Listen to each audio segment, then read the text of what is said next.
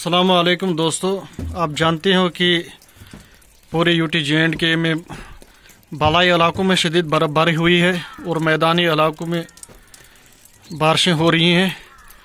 इस दौरान उन नाज़िबानों को का भी ख्याल रखें, चरिंद परिंद को फल डालें।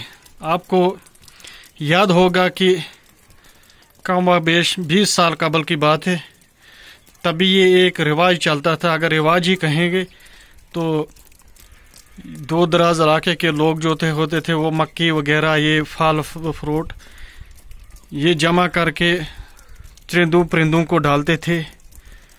खास करके आजकल के दौर में बर्फ़ जब पड़ती है तो इस दौर में आप भी ख्याल रखें।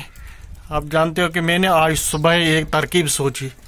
ये जो आप देख रहे हो ये मैंने लकड़ी का बनाया है, तो जिसमें 1-2 किलो मैंने मिक्स करके गुंदम वगैरह ये जो बनाया है मैंने, इसमें मैंने गुंदम वगैरह डाला है, मक्की डाली है, चावल डाला है, दलिया वगैरह 1-2 किलो, इसमें उससे भी ज़्यादा आता है, ये मैंने डाला है।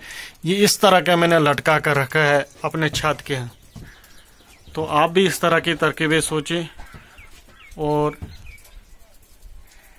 इंशाल्लाह इसमें फ़ायदा ही होगा और सवाब का काम है।